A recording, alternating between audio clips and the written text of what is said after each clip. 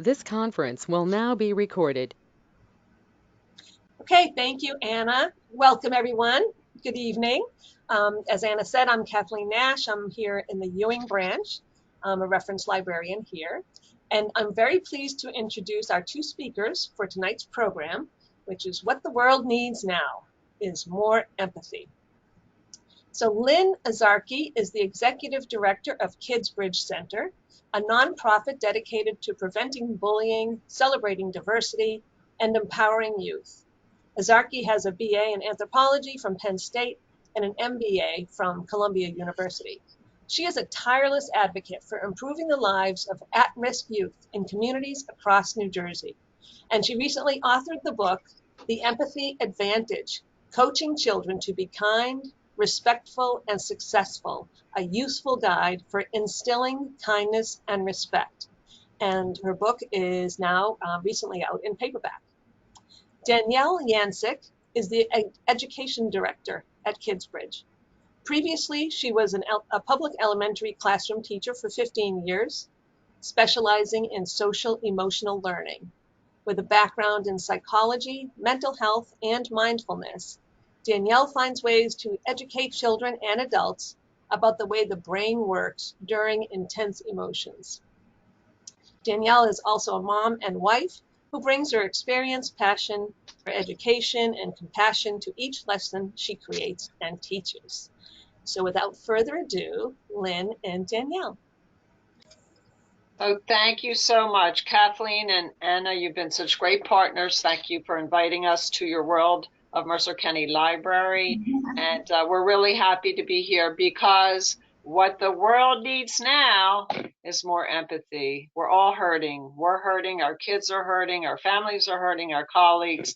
It's been a rough 2 years with COVID, and it was even challenging before that. So thank you for joining us tonight. Danny is our fabulous education director. Kidsbridge is located in Ewing Township. We educate about 2,000 kids every year, and I'll tell you more about that with my slides. So Danny, next slide. Do you want to do the poll question first and see where our... Oh yeah, good idea. So we want to know who you are. So yeah, let's do the first poll question, see who's visiting us today. Good idea. So what is your role? Are you a teacher, a caregiver, a parent, or a grandparent? And that's in the chat, so if you don't have your chat open, just answer and we'll see who you are. We have one parent so far. School counselor, awesome. Counselor, great, right. And we're talking to everybody, right? Parents, grandparents, counselors. We're going to give you tips for your classrooms as well as for your families. Parent. I have another few that were sent directly to me and their parents. Okay. And a concerned person, I love that. Okay, retired art teacher. Okay. All right, and our second question, feel free to keep letting us know who you are. Yes, what ages are your children or the children that you work with? Right, if you're teaching in the classroom. So elementary, preschool, teens, middle school, however you want to word it is fine, middle school. So there's a nice range, middle school, yeah, pre-K to yeah, 4. Kidsbridge does pre-K to middle school. Right now, those are the children that we're serving. Very cool. 4 to adult. Okay, that's a spread. Very cool. All right, we'll have one more poll question for you later. Okay. So what the world needs now, next slide, Danny, keep chatting away. We'll visit you.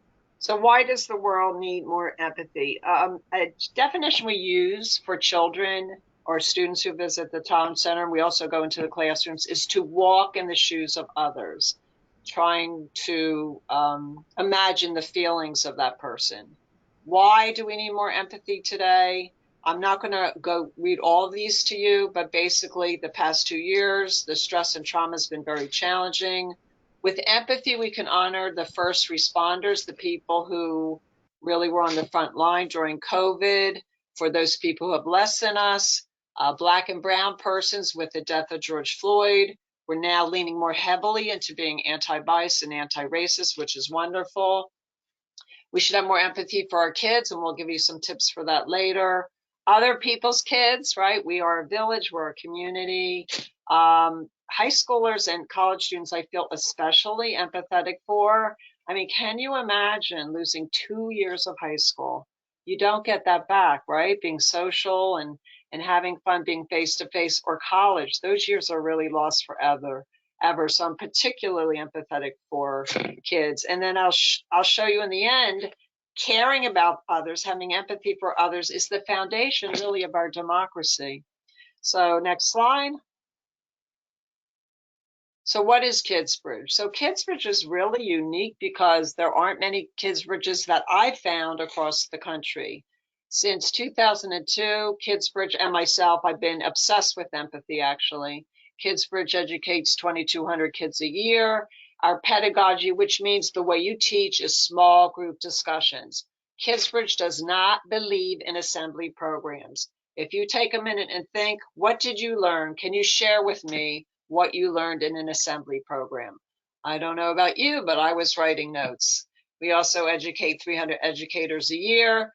We teach preschool through middle school, and we are evidence-based via pre and post surveys. We're very serious that, next slide, what we're teaching is really effective and raising the needle, moving the needle that kids are learning things. Our mission, you can read it faster than I can read it. Our specialties are bullying prevention, also cyberbullying, which is really bad today. And research tells us cyberbullying is worse, that kids were home, more isolated, more depressed. So cyberbullying has been increasing. Character education, anti-bias, anti-racism. We used to call that diversity appreciation, but now we can be bolder and mention the word race. Pro-social life skills, teaching kids to be kind, respectful, and what to do in different situations. And mindfulness and calming, which Danny's a real specialist in, which she's going to talk about that later. Next slide.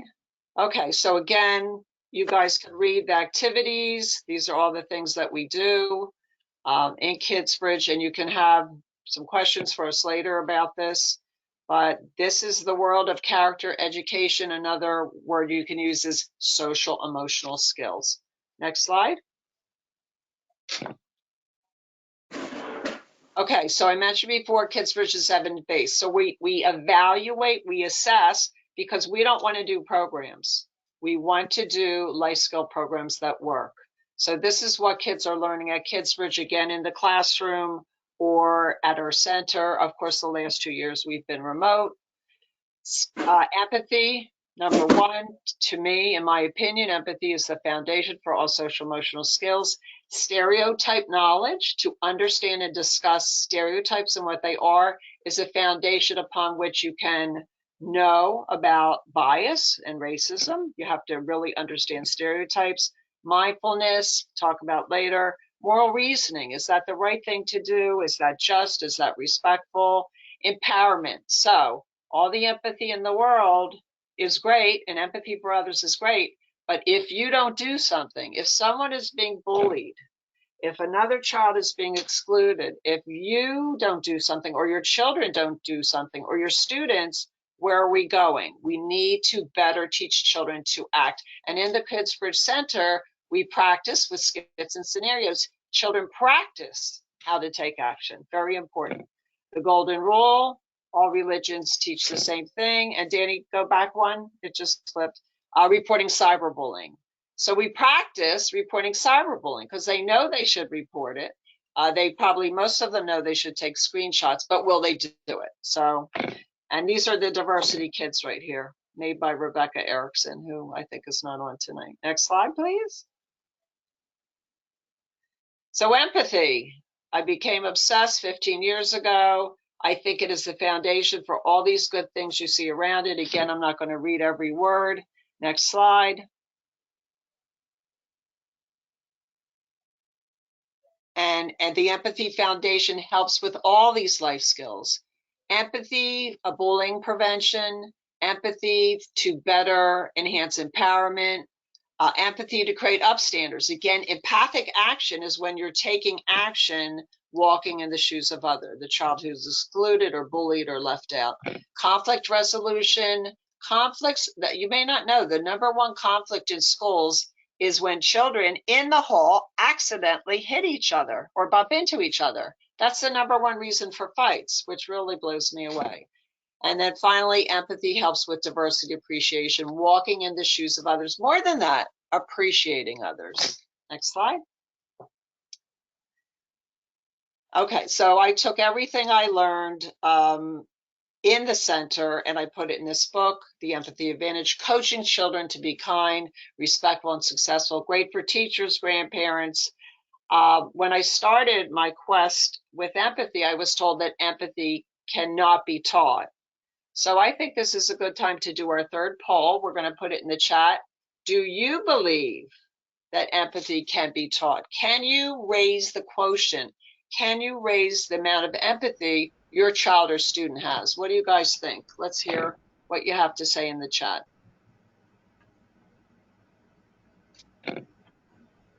We got one yes. Absolutely. Okay, that's confident. I hope so. Nice. Any no's out there?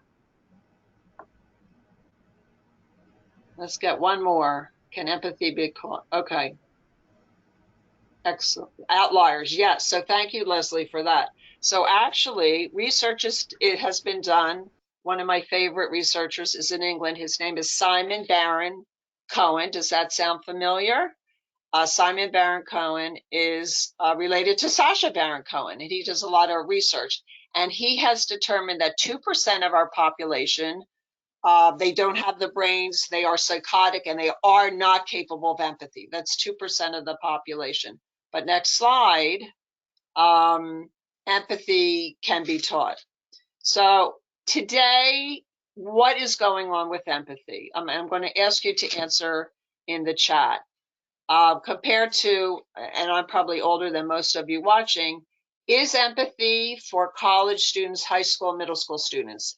In the past 15 years, 20 years, is empathy increasing, decreasing, or flat? What do you guys think?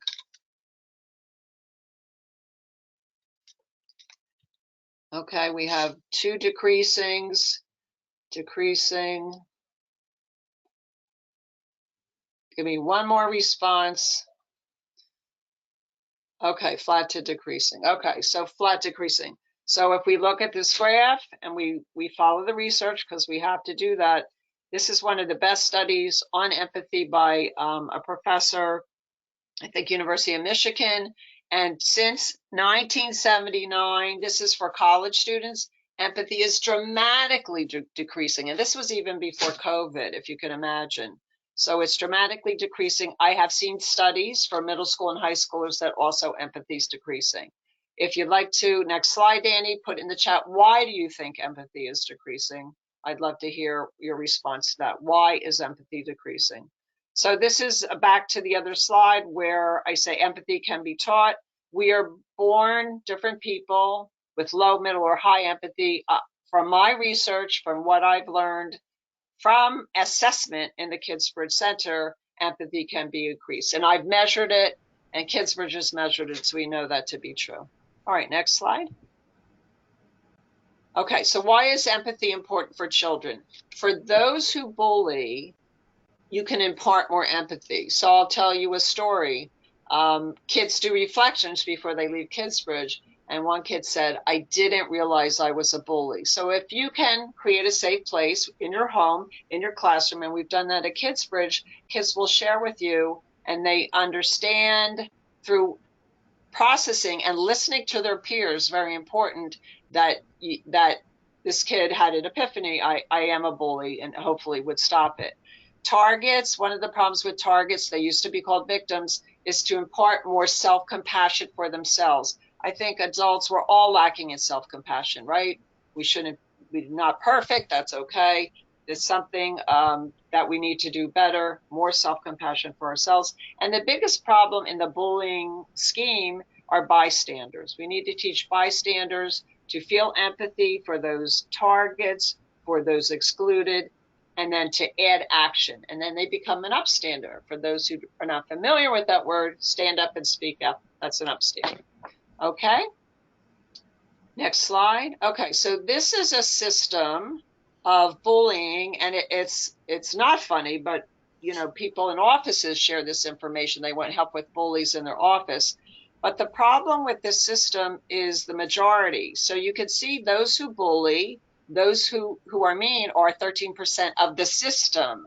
The majority of this system is, and I can't hear you, it's the bystanders. So who's in charge of this culture? Those who bully. Who should be in charge of the culture? The bystanders. And so there you have a system where if you can load some more empathy into the system, you can come out with fewer bullies, and you can come up with targets who can advocate for themselves, and bystanders who tell an adult, tell a teacher, stand up and speak out. That's where we need to go with the future. Next slide.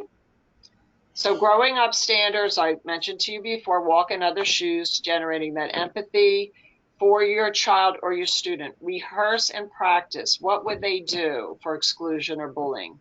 Encourage your child to help targets. The most important thing from the research they can do is listen to that child or call that child on the phone. Can you imagine a child that's bullied and then cyber bullied 24/7? Walk in their shoes. The most important thing from the research is just that child will get one call or a couple calls that night. I'm with you. I'll walk in the lunchroom with you. I'll walk into school with you the next day. Practicing compassion and empathy. Encourage your child to intervene with a team. Sometimes it's hard to stand alone, even as an adult. So get a couple, have a coffee clutch. Get a couple of mothers or fathers. If you need to do something in the office, in your classroom, or your school, maybe your administrator's not paying attention, do it with a bunch of others. Be a role model. Your kids are watching you very carefully. Your neighbors, your family's watching you very carefully. Okay, thank you. Next slide. Looking for more upstanders. So the effects of COVID on children, I'm not going to read each one of these. You can read them more quickly. It's sobering. It really is sobering. I'll tell you a quick story. A woman who I respect came up to me and said, "Oh, kids are resilient. Kids are resilient." Well, not all kids are resilient, and it's going to take kids a few years to recover from this. And sadly, I think some kids are not going to recover so well. So let's get those empathy tentacles out there and help more kids.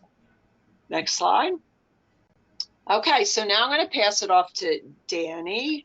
As Danielle told you, 15 years a teacher, and she has a little boy, and she's really well-versed in the mental health and how the brain works in these situations. So take it away, Danielle. All right. Hi, everyone. So I want to talk a little bit about mental health and the connection that it has with empathy. So first of all, what is mental health, right? We see this term and this word out in the media a little bit more now, luckily. But it's basically the health in our mind, right? The thoughts that we think and the ways that we process emotions and feelings. And understanding that mental health is physical health. So just as we would go to the doctor if we were having, maybe some congestion or a stomach ache or you broke your arm, we need to look for resources to help our mental health just as we do for physical health. And so our mental health, or as I like to call it, our mental wellness, how we take care of that mental health regularly, can have a direct correlation to the way we act, to our behaviors. So this can be how we react or respond to a situation, whether it be with our children who just spilled a cup of juice all over the floor, or that person that was supposed to hold the door for you and kind of just let it slam in your face. How do we feel about others? How can we respond to other situation or problem? When we are feeling mentally well, we are more capable of feeling empathy, of feeling compassion. And so I want you to think about that for a moment. Think for a moment when you yourself have experienced something that is not a great feeling, right? Maybe overwhelm and stress from work, financial stress, health, maybe just anger and grief. Maybe you've gone through bouts of depression and hopelessness or constant anxiety. When you are having a clouded mind and these overwhelming big feelings, as we like to describe them to our kids, when our brain is filled with those big feelings, it can be very difficult to understand or even try to understand how someone else might be feeling or how they might be dealing with a situation. It can be difficult to walk in someone's shoes when we are experiencing difficult feelings ourselves. And so sometimes you might catch yourself or hear someone else say that, oh, I have my own problems to worry about. I can't be worried about that person. Or, well, I'm figuring it out. Why can't they just figure it out? Maybe they need to get a second job, or maybe they need to ask for help from somebody. This is not empathy. And the reason that we're having trouble being empathetic is because you have a clouded mind with things that you're trying to figure out and sort through. And so we have a little video from the amazing Brene Brown. So if you've ever done any type of, compassion, empathy, self-healing work, you have seen and heard something from Brene Brown. So I'm going to mute myself while we listen to this video, and it's about she explains really great about empathy and what that looks like.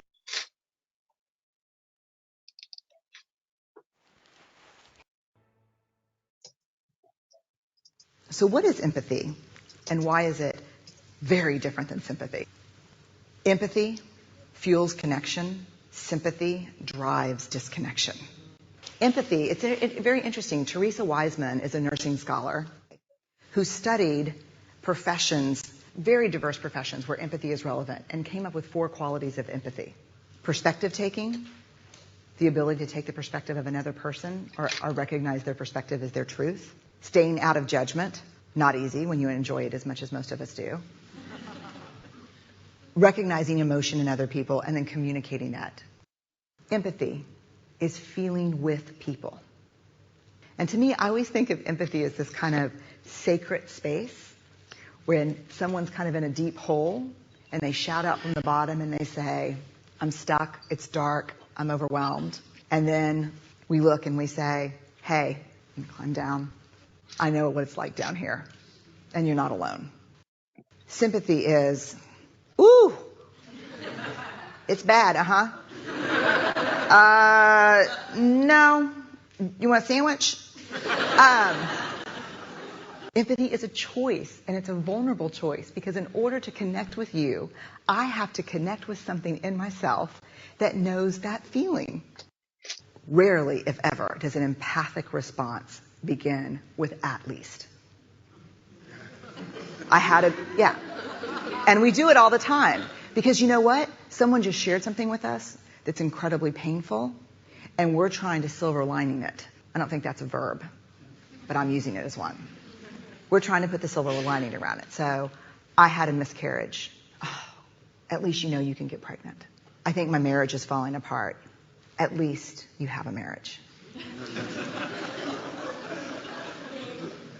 John's getting kicked out of school. At least Sarah is an A student.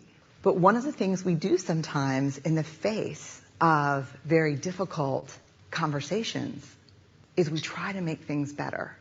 If I share something with you that's very difficult, I'd rather you say, I don't even know what to say right now, I'm just so glad you told me. Because the truth is, rarely can a response make something better. What makes something better is connection.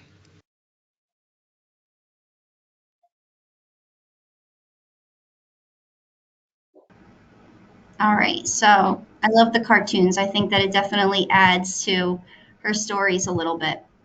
So thinking about how can we be more empathetic?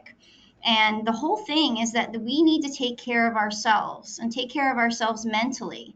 So how do we do this? So the first thing, before we give you some strategies and tools to kind of calm your mind and practice mental wellness, I want to first explain what happens in your brain during times of distress. So let me first tell you that the way I'm going to explain this is the way I like to break it down for kids. So that's why I have little pictures here. And I'm going to show you some different parts of your brain. So the whole thing is, if you look at this very, scientific picture here, they're showing you the brain. And this lit up pink part, that's the prefrontal cortex. And basically, that is your owl. That's your thinking brain. That's the wise owl that I like to call. And if you look here, it has 9 functions of this one part of your brain. If you put your 4 fingers right here on top of your forehead, that's where it's located. And so if you look at this picture, the first thing is empathy. This is where empathy takes place. This is how you're able to be compassionate and empathetic to a situation that you hear or see something tragic or worrisome happen. This is also where your emotional regulation and your body regulation is taking place. Your intuition, your decision making. And so what happens is this part of your brain actually turns off when other stressed parts of our brain light up. And so we have our amygdala, which you may have heard. And your amygdala, I like to call that your guard dog. That is your emotional brain. That is the part of your brain that's telling you to stay, you are safe, or to run because you feel unsafe. And what happens is your amygdala actually connects with your hippocampus. And so this is an elephant, right? We want to think about an elephant never forgets. That's your memories.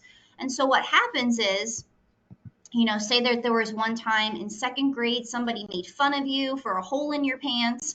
And so from there on out, you were always a little uneasy or nervous about a new outfit that you put on. And when someone gave you a compliment, you kind of brushed it away and said, oh, thanks, this old thing, that type of thing.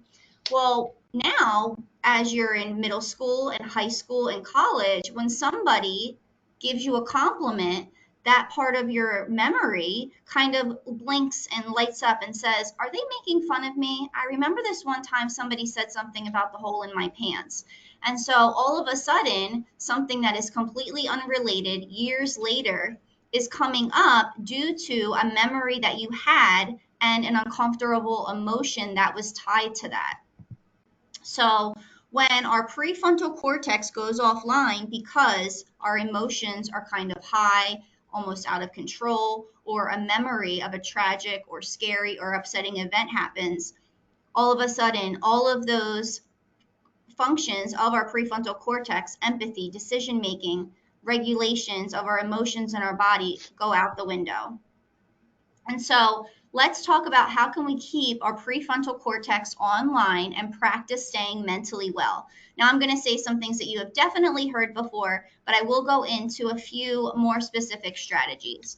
So if you read these, these are things that you've heard about just how to stay mentally healthy, physically healthy, practice deep breathing, feeling gratitude, eating a fresh, colorful diet, drinking water, getting good sleep and movement, sharing your thoughts and feelings with either a family member, a therapist, or journaling. I'm seeing a lot more things out now about how therapy is for everyone, right? Before we thought you had to have a major reason to go to therapy. No, you can just go to a therapist and check in every 2 weeks and just let them know kind of what's going on. So here are some, specific strategies that you can use. These are for adults. I like to call it 4x4 breathing, and I want to do this with you. It'll only take a little bit. So what I would like you to do is you're going to inhale for 4 seconds, hold it in your lungs for 4 seconds. You're going to exhale slowly for 4 seconds, and then you're going to hold empty with no air in your lungs for 4 seconds. So I'd like you to try this with me. So we're going to inhale, hold it, exhale slowly. No more air.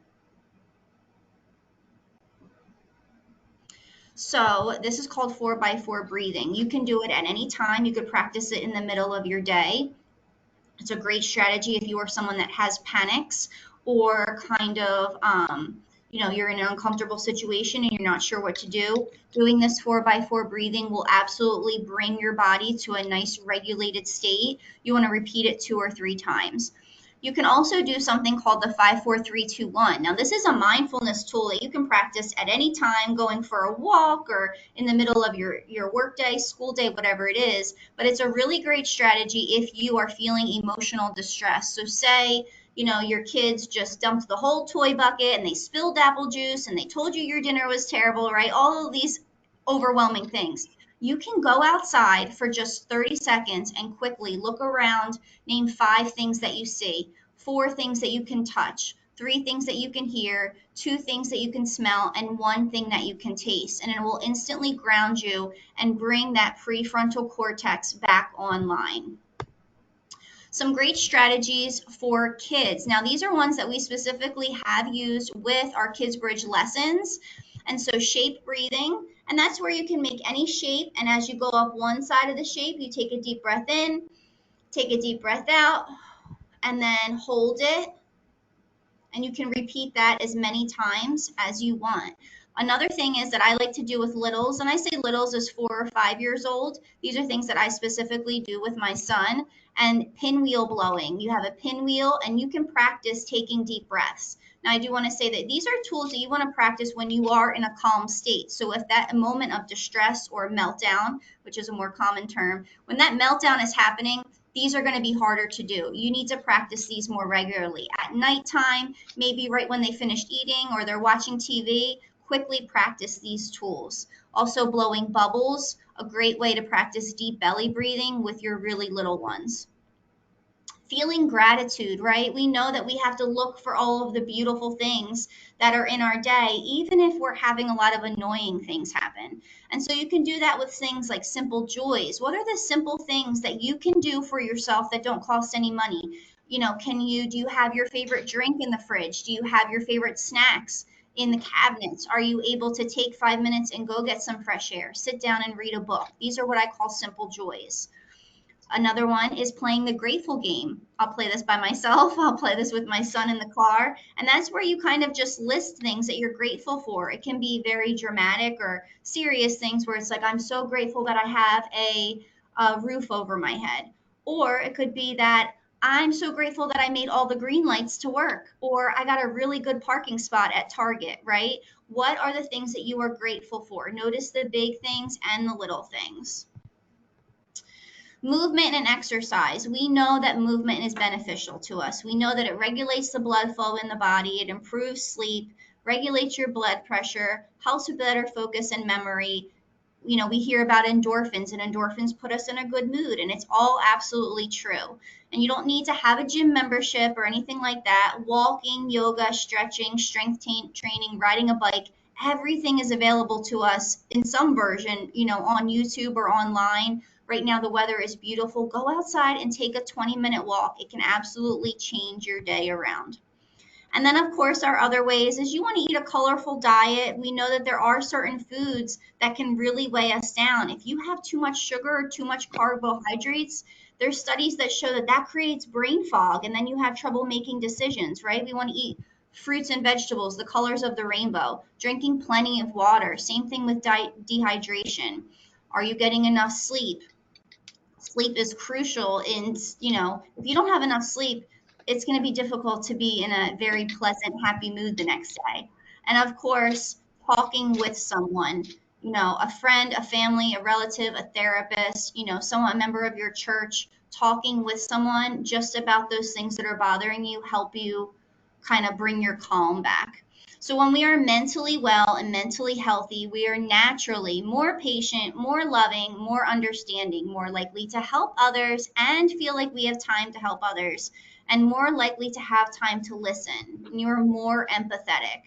So if we want to create a more empathetic world, we have to model the behavior.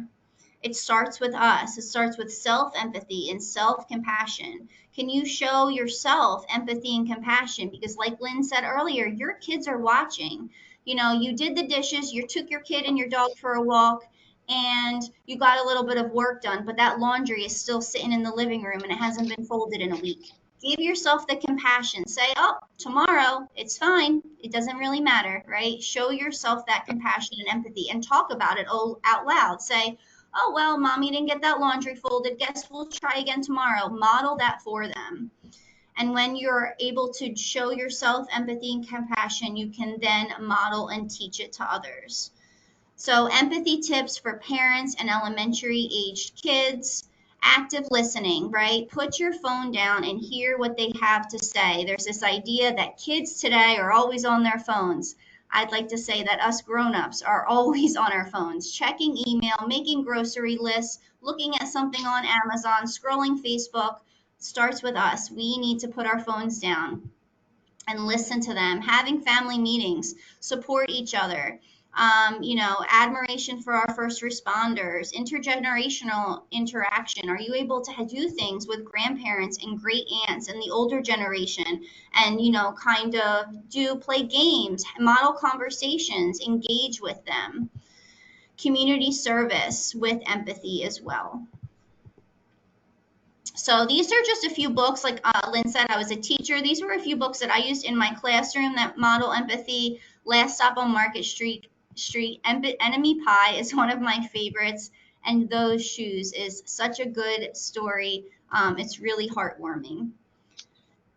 So increasing empathy with reading, you can just ask questions. How does that book make you feel? How do you think that character felt? Was that very nice? Asking those really simple questions that we just assume our kids are thinking of, or that our kid thought that they're not. So we need to kind of be the one to step up and just ask. If it seems obvious, well then great, then they'll just give that answer really quickly and you can move on.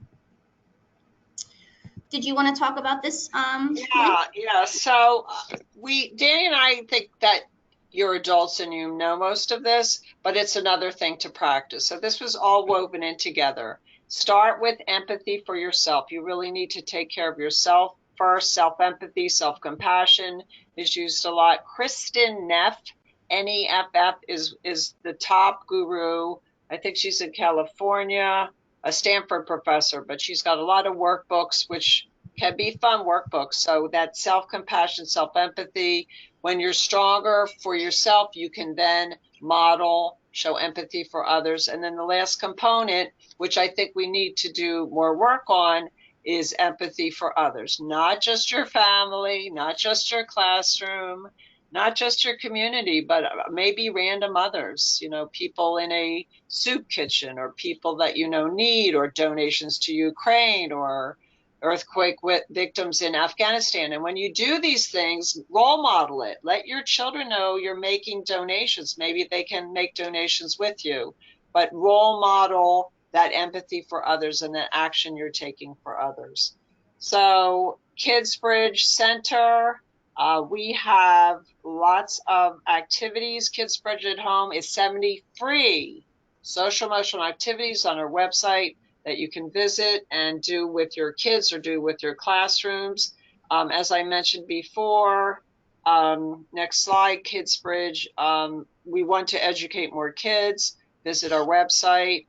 We bring these programs to you. We're going to be very busy this summer with day campers, hopefully getting off the Zoom and the Google Meets and getting back into classrooms and opening the center for field trips in the fall. Kids are really hurting. And it's just a beautiful thing to create a safe place for teachers and for kids to come out of the classroom and learn together. So that's that. Age appropriate lessons, again, preschool to 8th grade. So Danny and I would love to answer your questions. If you think of questions after, just Google Kidsbridge and we can answer for you. So you can put your questions in the chat, or Anna, are they allowed to unmute themselves and ask a question live? Is that something we can do? I'm not sure. Absolutely. They're able to unmute themselves, but their cameras are disabled. Okay. So if you want to type your question or make a comment, we love comments, or just unmute yourself and ask away. But we'd love your feedback and your interaction. Okay, first question. Are there special programs for kids with ASD? So what is ASD? That's not ADHD. What's it? Autism spectrum disorder? Autism spectrum, yeah. So we have had kids on the autism spectrum in the center, and we do go into classes, and we especially love these kids. And why is that? These kids more so are bullied more than other kids. And kids tend to feel that they are the only ones. So a special needs child feels they're the only one that's excluded, that they're the only one bullied. And that's the gift Kidsbridge really gives them, that they know there are millions of kids that are bullied and excluded. So that I think is a gift that all kids, need to hear and know. We always break our kids up into small groups so that we can handle kids on the autism spectrum. And I think, Danny, we'd like to do more of that. So Yeah, consider absolutely. us. Yeah, consider us, because autism spectrum, these kids need special care, and Kidsbridge can handle it. Just reach out to us. Are your programs limited to just Mercer County? So our facilitators right now are from all over the country because we've been doing Zoom and Google Meets, but we have gone all over New Jersey. We've done Newark, we've done Camden, we've done the Jersey Shore. Again, for the field trips, they come from all over the state. Sussex is a little rough, and Cape May. You don't want kids 2 hours on a bus, but we do serve all of New Jersey and a little bit of Pennsylvania. So thank you for that question. Next question. In your opinion, how can a parent foster empathy in teenagers? Okay. So in my book, I do have a chapter on that with teenagers, right? Kids are not listening as much. Middle school and high schoolers are listening to their peers. One clever way you can foster empathy in teenagers is go where they are. Where are they? They're on the media. And so here's my advice. Watch stuff with your kids on a laptop, on a computer, on TV, and have a discussion. Have a face-to-face discussion. So you may not like their favorite show. My son loved, South Park, which I especially didn't like, that it taught kids to make fun of others. So turning it off was not the solution. So what I found was, okay, they were making fun of this. Why is that funny? And have a discussion with your kids. So media is a clever way to have an impact on your teenagers. Another thing, and Danny, if you could jump in next, is a walk, a nature walk. You're not looking at each other. You're walking side by side. It's another way to talk with your kid. And if you can, active listening. A lot of these kids don't want advice. They want my own kids figure it out for themselves. But the active listening, and again, on the website or in my book are tips to be an active listener.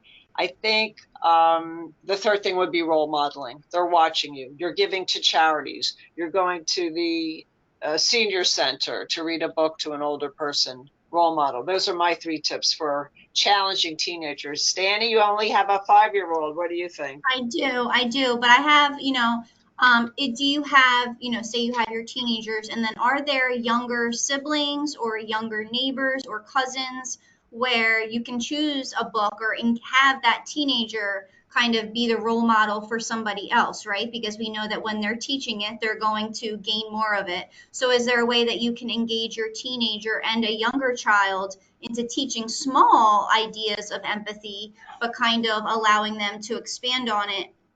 And then that creates a conversation topic for you and your teen later on.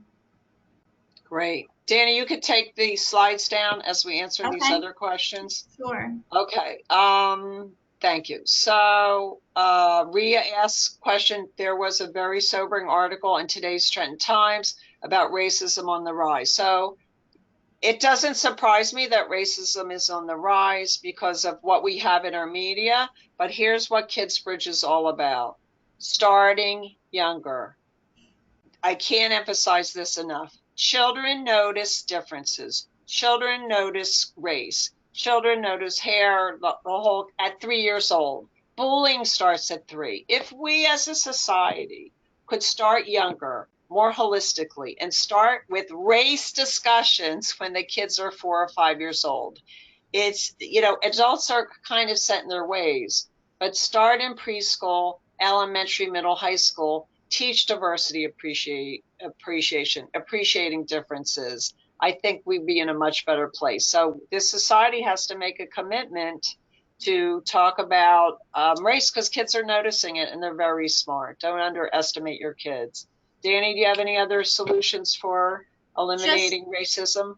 Well, it's important to remember too is that when we hear, the word racism, it kind of sounds big and scary. And so if we're wondering how are we teaching this to first grade and second graders, it's the idea that we're still taking this large, very important topic that is overwhelming and kind of scary, but we're able to break it down in different ways. So for younger kids, racism may not be outwardly saying something to their face, but it might be making a comment during lunchtime about what type of food they're bringing. And so Kidsbridge is able to kind of give a lot of examples that are age appropriate and things that they might experience in the classroom or on the playground and the lunchroom, and kind of help them see that that is excluding someone. You are pointing out differences, and kind of goes around teaching and hopefully ending racism in a very age appropriate way. Thank you. So Kim has a comment. She talks with her teenager when he's locked in the car. He or she, they can't go anywhere. So that's very tricky. But, teaching empathy in a car. So what you can do, prompts, right? Teacher prompts or parent prompts. You're riding down the street. Oh, look at that homeless person. Was that person a vet? Were they a veteran? Do they have mental illness? Like, as you're driving down the street, walk in the shoes of the people you're just passing on the street and be curious about them. That's another way to create empathy for the people you're just passing in a community, on a highway. Ria asked a question about the racism of the parents. So regrettably, racism is such a problem in this country, and parents can be set in their ways. But one of the most inspiring things we have in Kidsbridge is a video, and it's a child. The mother has a lot of stereotypes, right? All Asians are like this, all blacks are like this, all Jews are like this. And the child says, this is a role model for the kids. Well, actually, Mom, not all Italians like pasta, and not all Mexicans like tacos, and it's a model of a child pushing back against the parent in about stereotypes and about race, that when a child has self-compassion, when a child, elementary, middle school, high school, has agency to express their opinion, their parents may not agree with them, but it really is a confidence builder, an empathy builder, an upstander builder to encourage those kids to talk. They may not agree with their parents, but they can hold their own opinions. I hope that answers your questions. Danny, you want to add to racist parents? Yeah, just that, we always hope that the ways that we are able to teach and talk about these things, that these will be conversation starters that the kids can take home and say, oh, Kidsbridge came and talked about, hair today, or just different ways that allows the kids to feel confident and kind of push back with their parents and give them a little bit of power with a, specific example. So we're waiting for more questions, but I do want to share the benefits of empathy with you. And this is all from the research. So when you raise an empathetic child, they have more friendships, they get along with more people. When they're in high school, they have more friends. When they go to college, the most empathetic people are successful in college. They form friendships and they make the best roommates. And then in terms of what employers want, and this is research, employers want kids with good people skills.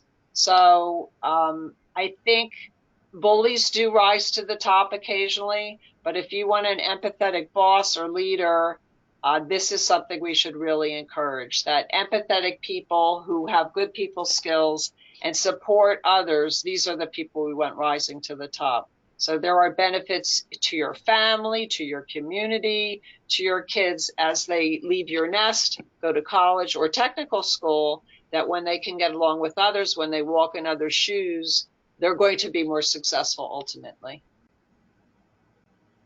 Okay, waiting for some more questions or comments. So we invite you to visit the Kidsbridge site. Again, those free activities. And also, please visit my website, empathyadvantagebook.com or lynneazarchi.com. There are a lot of resources for you on empathy, books, and websites, and things of that nature. So both sites are really chock full of things to help you.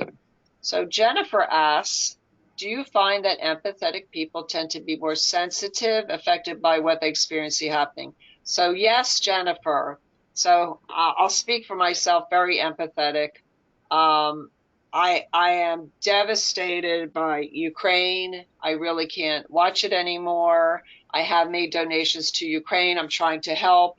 Watching these bombed out buildings or babushka ladies walking around, it's really hard for me to watch that. Just had a devastating earthquake in Afghanistan. Oh my goodness, these people are in mud houses. They have so little.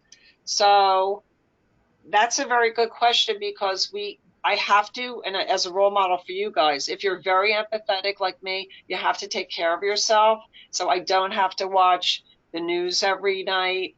And if there's a movie that is stressful, I can turn it off. There are things you can do, self-compassion, to take care of yourself when the world is such a crazy place. Danny, what do you do to take care of yourself? Yeah, I was just gonna say, you know, when we're empathetic and we kind of do take on the things that we watch or the things that we hear about, turning those things off. I'm not someone that watches the news. I still am able to find out what's happening in the world, but I have to say that I don't watch the news every night because I find that it is very stressful on my emotional state to watch all of these sad things, all night long. So I am someone that kind of watches what I call like my media diet. What am I taking in? What kinds of movies or TV shows am I watching?